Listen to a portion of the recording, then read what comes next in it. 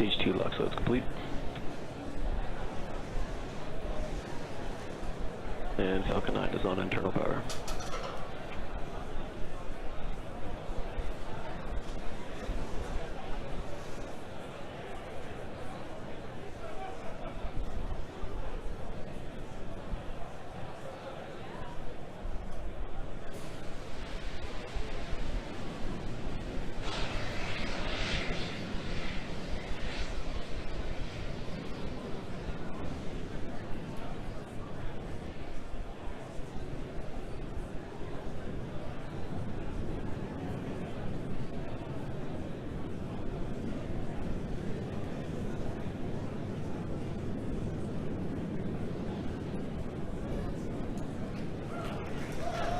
And Falcon 9's in startup.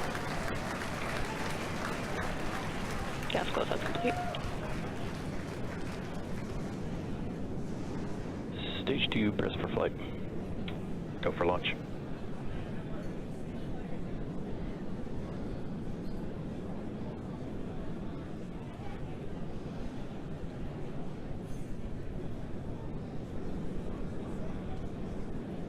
T-minus 30 seconds.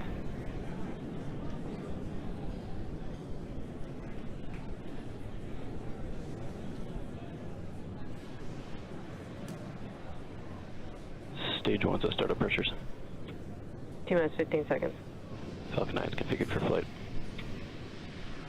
10, 9, 8, 7, 6, 5, 4, 3, 2, 1, 0. Ignition. Liftoff. Go USA.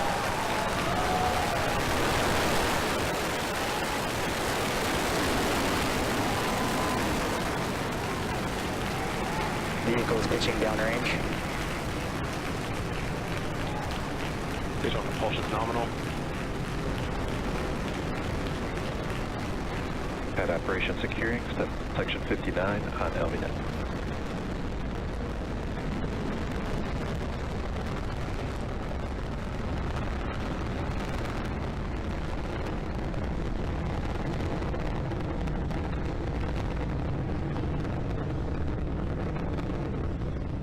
Power and telemetry nominal.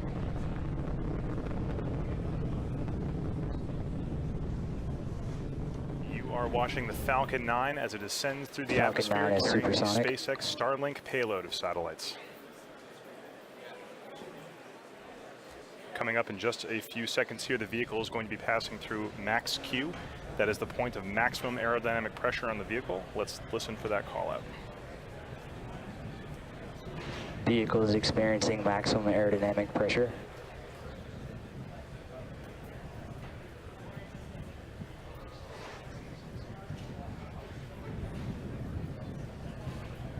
The vehicle has passed through max Q, which means that the atmosphere is only going to get thinner from here on out. Coming up shortly at T plus 2 minutes and 35 seconds is going to be, or excuse me, T plus 2 minutes and 32 seconds is going to be MECO. That stands for main engine cutoff. That's when those 9 Merlin engines you can see burning on your screen right now will shut off or cut off. Shortly, only a few seconds after that, will be stage separation at 2 minutes and 35 seconds, quickly followed by SES1. That stands for second engine start 1. That's when that single Merlin vacuum engine will ignite after stage separation. All telemetry looks nominal from that first stage right now, and trajectories look good.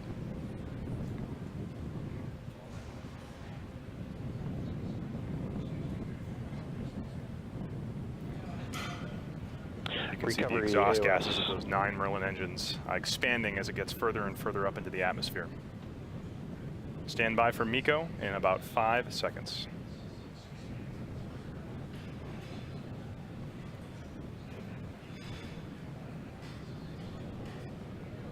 Stage separation confirmed.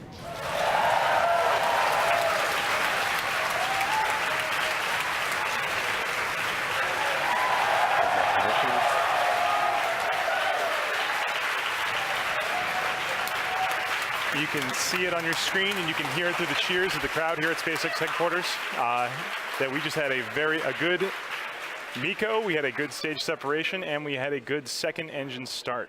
That second stage is now burning brightly on the right-hand side of your screen, accelerating the Starlink stack towards its deployment altitude. On the left-hand side of your screen, you can see the view, a view of the Earth, actually, a beautiful view of the curvature of the Earth and all the lights of the eastern seaboard of the United States. That camera on the left-hand side is attached to the top towards the inner stage of the first stage. And on your right, you can see the fairing deploy from that Starlink satellite stack.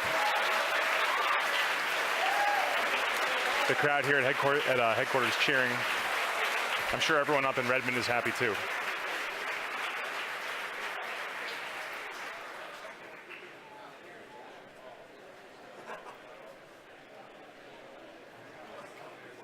So at this point in the mission, there are two things happening simultaneously. On the right-hand side of your screen, you can see that's the SpaceX Starlink stack right there, now exposed to the vacuum of space that we've jettisoned that payload fairing from the top of the rocket. Right now you can see a view of the bottom of the second stage. That is the Merlin vacuum engine, currently burning brightly, doing its first of two burns to raise those satellites up to their deployment altitude of 440 kilometers above the Earth. The next step for this second stage is going to be SECO-1. That's going to happen at 8 minutes and 47 seconds. But while that's happening, we'll be watching the first stage also coming back down towards the surface of the Earth.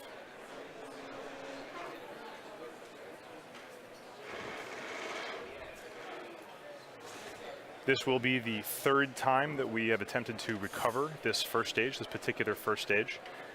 Those of you who have seen previous landing attempts may notice that we are not doing a boost back burn today. This is because boost back burns are typically used to cancel out the horizontal velocity of a first stage as it goes away from the launch pad and then bring it back towards the Cape. For tonight, we're doing a drone ship landing on Of Course I Still Love You, so we just position the drone ship out in the Atlantic Ocean and catch it at the end of its trajectory. No need for a boost back burn here. Without a boost back burn, the next step coming up for the first stage will be the entry burn at T plus 6 minutes and 23 seconds. The entry burn will last for approximately 20 seconds and then shut down. And then after that, we'll be heading towards a landing burn.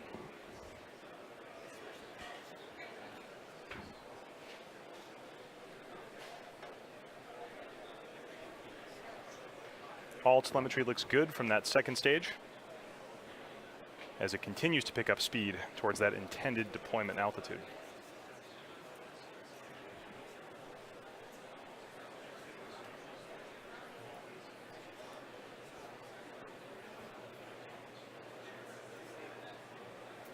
So as I said earlier, the first stage is now about to start its entry burn at 6 minutes and 23 seconds. This entry burn is to slow that first stage down just a little bit before it hits the thicker regions of the atmosphere.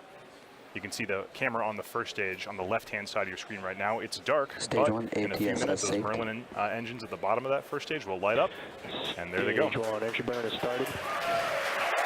That is the start of the entry burn.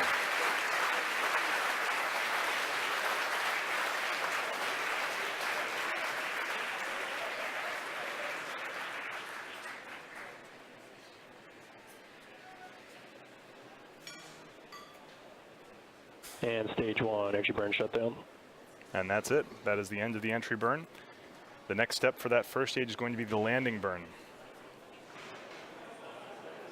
You can see some aerodynamic flows past those grid fins right now on the first stage as it gets into the thicker and thicker regions of the atmosphere.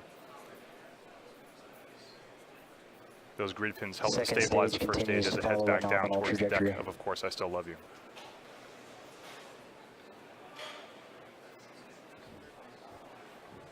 Stage 1 is transonic. Also signal stage 1, Cape Canaveral, as expected. All telemetry is nominal on the second stage as it continues to accelerate. Next big thing happening here is going to be the landing burn at T plus 8 minutes and 9 seconds, just about 30 seconds from now.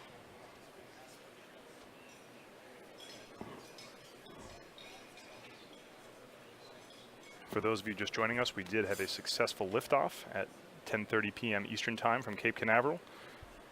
The first stage was able to successfully separate and is now heading back for its third landing attempt in its history. Stage 1 landing burn has started. The landing burn has started as scheduled. We don't currently have video from that first stage, but stand by. Vehicles we may and be able terminal to get guidance. something from the drone ship. Landing burn started at 8 minutes and 9 seconds, and the landing is scheduled Landing legs are for deployed. 8 minutes and 30 seconds, just about now. You can Stage tell that here at 2 Spacex FTS headquarters is we safe. haven't yet gotten any video from the drone ship, but we're just waiting for confirmation. And this is recovery. Falcon 9 has landed. Landing operators moving to procedure 11.100 on recovery 1 and ECF 9. While we're waiting for that, we are expecting SECO to happen shortly. That is second engine cutoff.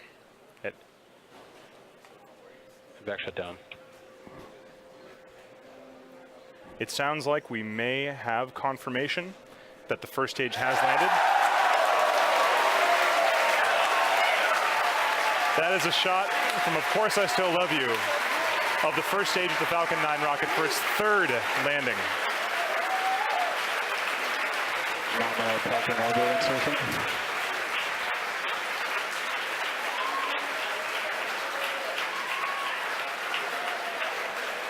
Always great to see those first stages come back.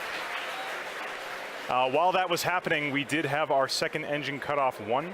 That's the end of the second stage's first burn. And we did have confirmation of a good orbit for that second stage. Right now, we're about to enter a coast phase, so we are going to take a quick break, but we're going to leave you with an animation that shows where we are in the coast phase.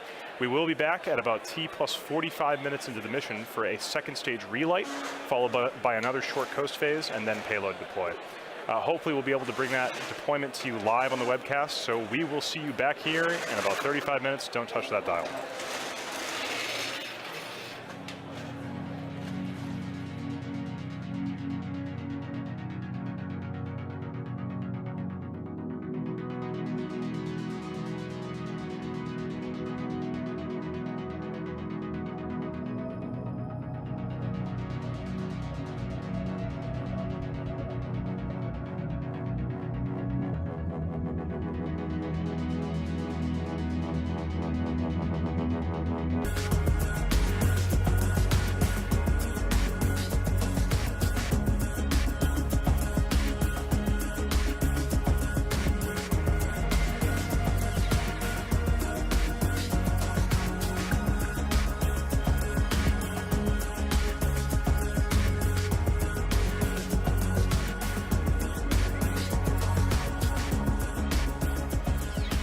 Welcome back to the webcast for the Starlink mission. Just for those of us joining us, we did have an on-time liftoff at 10:30 p.m. Eastern Time from Cape Canaveral. That first stage was able to accelerate the second stage into orbit and then touch back down on the deck of Course I Still Love You. And then the second stage was able to complete its 2 scheduled burns. The second stage is now currently at the target deployment altitude of 440 kilometers above the surface of the Earth. As you can see on your screen right here, this is a beautiful view of those the stack of those Starlink satellites as they prepare for deployment. Deployment is scheduled for T plus 2 minutes and 10 seconds. Let's stand by and watch.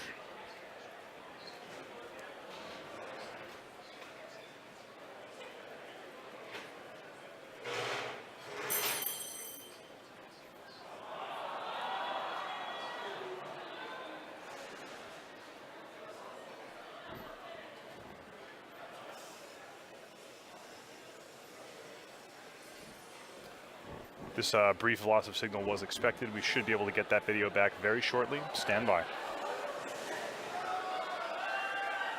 Starlink constellation deploy confirmed. And we have confirmation of deploy.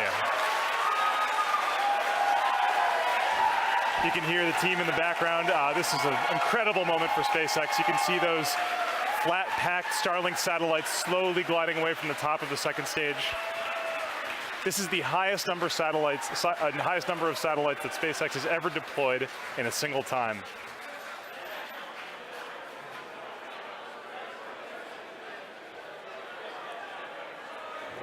There are no deployment mechanisms between those spacecraft, so they really are just slowly fanning out like a deck of cards into space.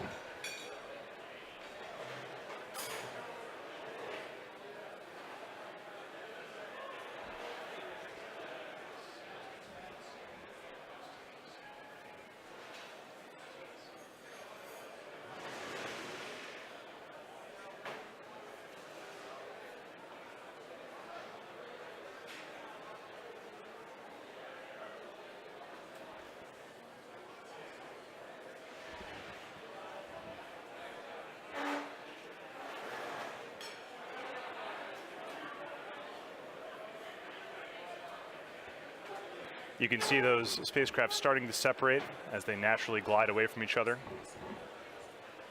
The sun is glinting pretty strongly off the panels and the bodies of those spacecraft, so it's tough to see them individually, but you can kind of see one breaking away from the pack right now.